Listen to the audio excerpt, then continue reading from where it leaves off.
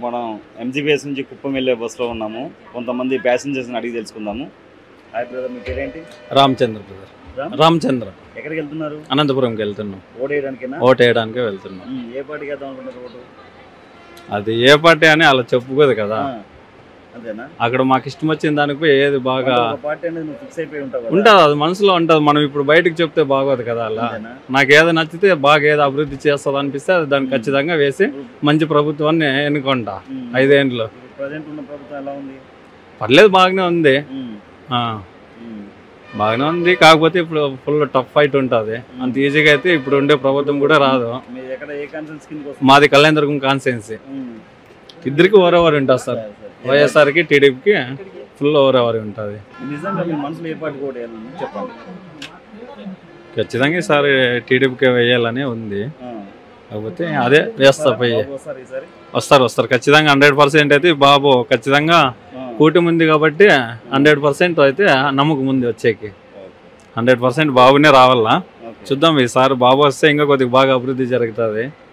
పెద్ద ఆయన పాపము ఏజ్లో అంత ఎక్స్పీరియన్స్ ఉండేడు కాబట్టి ఖచ్చితంగా ఈసారి మంచి అవకాశం ఇస్తే ఒకసారి మాకు కూడా ఉద్యోగ అవకాశాలు కూడా రావడానికి బాగా అవకాశాలు ఉంటాయి. ఇప్పుడు మనతో పాటు ప్యాసింజర్ ఉన్నారు, ఒకసారి అడిగి తెలుసుకున్నాం. చెప్పండి అమ్మా, మీ పేరేంటి? ప్రవళిక. ఎక్కడికి వెళ్తున్నారు? పుంగనూరు. ఓటింగ్ కోసమేనా? అంటే ఇంతకు ముందు ఉన్న సిచ్యుయేషన్స్ ని బట్టి మా ఫ్రెండ్స్ వాళ్ళ డెవలప్మెంట్ ఇన్ కోవిడ్ అవన్నీ బేస్ చేసి పెడితే జనసేన అని చెప్పి అన్నారు. సో ఇప్పుడు అది క్లబ్ అయింది కాబట్టి మోస్ట్లీ 90% అనుకుంటున్నా. మేబీ ఆయన చెప్పినప్పుడు అట్లీస్ట్ జాబ్స్ అన్నా వచ్చాయి. రాజధాని పక్కన పెడితే జాబ్స్ అన్నా వచ్చినాయి. బట్ ఇప్పుడు ఏంటంటే వెల్ఫేర్ డెవలప్మెంట్ వచ్చి జాబ్స్ కాదు, అండ్ స్టూడెంట్స్కి scholarships and scholarship fee reimbursement ఇవన్నీ స్టాప్ అయిపోయాయి. స్టూడెంట్స్ చాలా ఫేస్ చేశారు. అండ్ వన్ మోర్ థింగ్ ఏంటంటే డైరెక్ట్ పేరెంట్స్ అకౌంట్కి మనీ ట్రాన్స్ఫర్ చేశారు. స్టూడెంట్స్ ఏదైతే ఫీజ్ పే చేస్తున్నామో అది మెయిన్ ప్రాబ్లం అయింది. బికాస్ ఏంటంటే ఎగ్జామ్స్ టైమ్స్లో మీరు ఫీజ్ పే చేస్తేనే మీకు హాల్ టికెట్స్ ఇస్తాం, ఎగ్జామ్స్ రాస్తామని చెప్పన్నారు. కానీ బట్ అదేదో డైరెక్ట్ పేరెంట్స్ అకౌంట్కి వేస్తే గవర్నమెంట్ త్రూ ఎడ్యుకేషన్ పర్పస్ వాళ్ళకే ఇస్తున్నారు కాబట్టి అలా చేసింటే అప్పుడు మేము అక్కడ ఫేస్ చేసే అంత లేదు.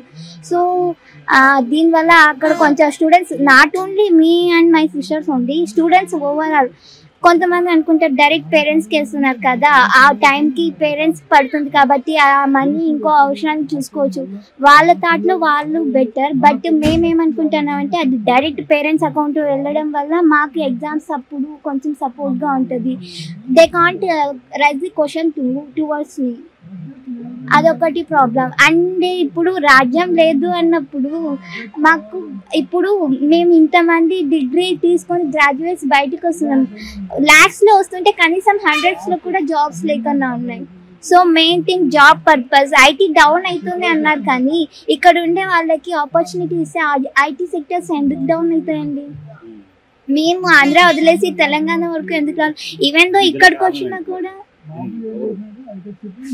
కారణం అంటే ఇప్పుడు మేమే మెయిన్ రీజన్. ఎందుకంటే మేము సెలెక్ట్ చేసే నాయకుడు సరిగా లేనప్పుడు మేము ఎవరు మాత్రం వాళ్ళు రాంగ్ ఉన్నారు వీళ్ళు రాంగ్ ఉన్నారని అట్లీస్ట్ మోస్ట్లీ. వినోద్. ఎక్కడికి వెళ్తున్నారు మీరు? తెనాలి. ఓటు వేయడానికి వెళ్తున్నారు. మరి బస్సు ఫ్రీగా దొరుకుతున్నాయా? అంటే టికెట్స్ రేట్స్ ఎక్కువ ఉన్నాయి. స్పెషల్ బస్ అని కొంచెం రేట్ ఎక్కువ వేశారు, ఫ్రీగా దొరుకుతుంది. ఎంత ఉంది రేటు టికెట్?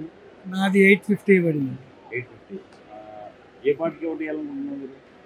మేము తెలుగుదేశం. ఎందుకని? మార్పు కావాలని. ఇప్పుడు జగన్ గెలిపించాం పోయినసారి,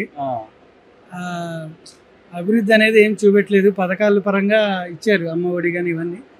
కానీ ఇప్పుడు మేము హైదరాబాద్ వచ్చి జాబ్ చేస్తుంది ఎందుకంటే అక్కడ ఏం లేక.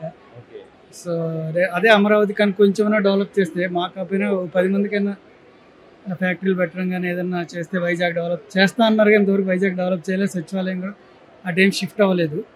సో ఏమన్నా డెవలప్ చేస్తే మా నెక్స్ట్ తరానికైనా అక్కడన్నా ఉద్యోగాలు చేస్తారని కోరుకుంటున్నాం. ఇప్పుడు ఎమ్మెల్యే ప్లస్ ఎంపీ 2 టీడీపీకి వేస్తారా? 2 టీడీపీ. అంటే ఇటు బీజేపీ ఉంది కదా, సో అంటే పొత్తులో బీజేపీ ఉంది కదా, బీజేపీకి వేస్తాం. ఇప్పుడు జనసేన టీడీపీ కలవడం వల్ల ప్లస్ అంటారా మైనస్ అంటారా? టీడీపీ కలవటం వల్ల అంటే అది పవన్ కళ్యాణ్ కలిసి టీడీపీ బలమైందంటారా? అది వాళ్ళ స్ట్రాటజీ అండి. అంటే జగన్ ఓడించడం కోసం వాళ్ళిద్దరు కలిశారు. అటు బీజేపీ కూడా కలిసింది కదా. సొంత చెల్లెలు షర్మిలే మా అన్నయ్యను ఓడగొట్టండి అంటుంది. మార్పు మొదలైందంటారా? మేము వేస్తే మొదలవుతుంది. మార్పు మొదలైంది. మేము వేస్తే మొదలవుతుంది. చూద్దాం మరి తెలుగుదేశం గెలుస్తుంది అనుకుంటున్నాం. ఎందుకంటే జగన్ గెలిస్తే 5 ఏళ్ళు గెలిపించాము. అమరావతి అన్నాడు, సరే అమరావతి అప్పుడు ఓకే అన్నాడు. ఇప్పుడు అమరావతి కాదు, వైజాగ్ అన్నాడు, కర్నూలు అన్నాడు, అమరావతి అన్నారు. కానీ ఏం డెవలప్ చేశారు? ఏం చేయలేదు కదా. ఇప్పుడు మేము దానికి ఒప్పుకున్నాం 3 రాజధానులు, కానీ ఏం డెవలప్ చేసాము?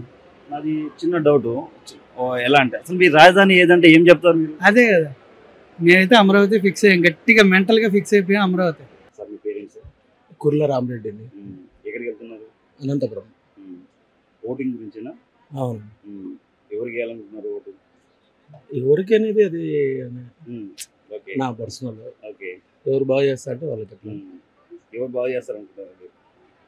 ఇప్పుడున్న గవర్నమెంట్ అయితే బెస్ట్, పేదలకి చేస్తూ ఉంది.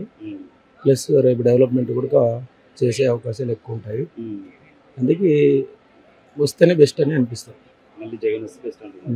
ఎందుకనంటే పేద ప్రజలకు కావాల్సిన సంక్షేమ పథకాలు అమలైనవి. ఈ డెవలప్మెంట్ అనేది కూడా స్టార్ట్ అయింది.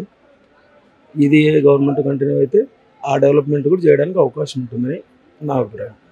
ప్లస్ ఈ రాజధాని ఇవన్నీ కూడా కొంచెం అసలు ఇప్పుడు రాజధాని ఏదనేది 3 రాజధానులు ఏ రాజధాని మీరు ఫిక్స్ అయిపోయారు? రాజధాని ఏదంటే ఏం చెప్పగలరు అసలు? రాజధాని ఉందే లేదా కాదు, ఎవరికి అందాల్సిన టైంకి అందినాయా లేదా అనేది ఇంపార్టెంట్. రాజధాని ఉన్నా ఒకటే లేకపోయినా ఒకటే. దేశంలో చాలా రాష్ట్రాలకి రాజధానులు ఉన్నా కూడా ఇవ్వాల్సినవి ఇవ్వలేదు ప్రజలకి, బడ్జెట్లో కేటాయించినట్టు. అక్కడ లేదని ఇచ్చారు. ప్లస్ పరిపాలనా వికేంద్రీకరణ జరుగుతుంది త్వరలో, ఆ గవర్నమెంట్ వస్తే. ఇప్పుడు ఇదే గవర్నమెంట్ వచ్చి మళ్ళీ మారింది అనుకో, అమరావతి అంటారు, బడ్జెట్ లేదేం లేదు, కట్టేదేం లేదు, ఉనే అభివృద్ధి కుంటుపడుతుంది తప్ప వేరేదేం. హర్నాథ్ బాబు. వెళ్తున్నాం, తెలిసిందే, అనంతపూర్ బయలుదేరి వెళ్తున్నాం ఓటు వేయడానికి. అందరూ కోరుకుంటున్నట్టే మార్పు కావాలని ప్రతి వారిలో ఉన్నదే ఈ విషయం. కాబట్టి ఆటోమేటిక్గా మేము ఏదైతే కూటమికే మా మద్దతు తెలియజేస్తున్నాం. అది ఇంకా దానికి పబ్లిక్గా ఈ రోజు కాదు, అందరికీ తెలిసిన విషయమే ఇది. కాబట్టి అది మా తరఫున మార్పు కావాలని యా చాలా వింటున్నారు, మీరు చూస్తున్నారు, అందరం చూస్తున్నాం, వింటున్నాం. రాజధాని మనకు కావాల్సిందే విజయవాడ కావాలండి, కంపల్సరీగా అదే కావాలి.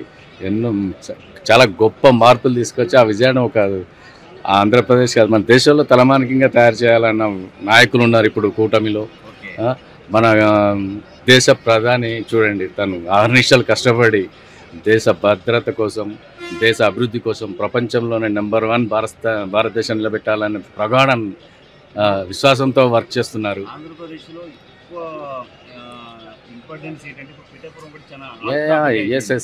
స్పెషల్ అది కూడా చెప్పాలి. విషయం ఏంటంటే మన పవన్ కళ్యాణ్ గారు అసలు స్పెషల్గా తన గురించి చెప్పాలి. తను రియల్లీ మంచి డైనమిక్ లీడర్ అండి. వాస్తవంగా తను ఈరోజు ఈ మార్పు తీసుకురావడానికి కూడా కారకుడు. అన్ని సీట్లు చేస్తున్నాడని కాదు, తన ధైర్యంగా ఇంతవరకు చాలు, మనం మిగతా అందరికి న్యాయం చేయాలి అనేది ప్రజల కోసం తను తెలుసు, తను చేసిన త్యాగాలు. యా డెఫినెట్ ఇట్స్ కంపల్సరీ నెగ్గుతారు. మేము ఆ కోరిక ప్రగాఢంగా అయితే ఖచ్చితంగా పవన్ కళ్యాణ్ గారు నెగ్గాలి. మీ పేరేంటి? బాలకృష్ణ నా పేరు. ఎక్కడికి వెళ్తున్నారు? అది కందుకూరు. ఓటేయడానికి బస్సులు కొద్దిగా కష్టంగానే ఉన్నాయి. టికెట్ 2000, 3000 అలా. రేట్లు ఎక్కువ ఉన్నాయి. రేట్లు చాలా ఎక్కువ ఈ ఒక్క రోజు వరకు. పక్క ఓటు వేయాల్సిందేనా? ఓటు వేయాలి కదా, ఓటు వేయడానికి మాత్రమే వెళ్తున్నాం. ఎందుకంటే మన హక్కు అది. ఓటు అనేది మన హక్కు. మనం ఏది చెప్పాలని ఓటుతోనే చెప్పాలి. కాబట్టి మన హక్కు అనేది వినియోగించుకోవాలి ఖచ్చితంగా. ఈ ఒక్క రోజే మనకి ఛాన్స్ ఉంది. ఓటు కోసం నువ్వు 3000, 4000 ఖర్చు అయినా పర్లేదు అని చెప్పి వెళ్తున్నావు.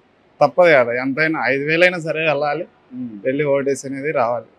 మరి గవర్నమెంట్ బస్సులో ఫ్రీగా దొరుకుతున్నాయా టికెట్స్? మంచిగా రేట్లు మామూలుగా అయితే తెలియదు, కానీ ఇప్పుడైతే కొంచెం కష్టంగానే ఉంది ప్రస్తుతానికి. ఎలక్షన్ టైంలో 1800, 2000.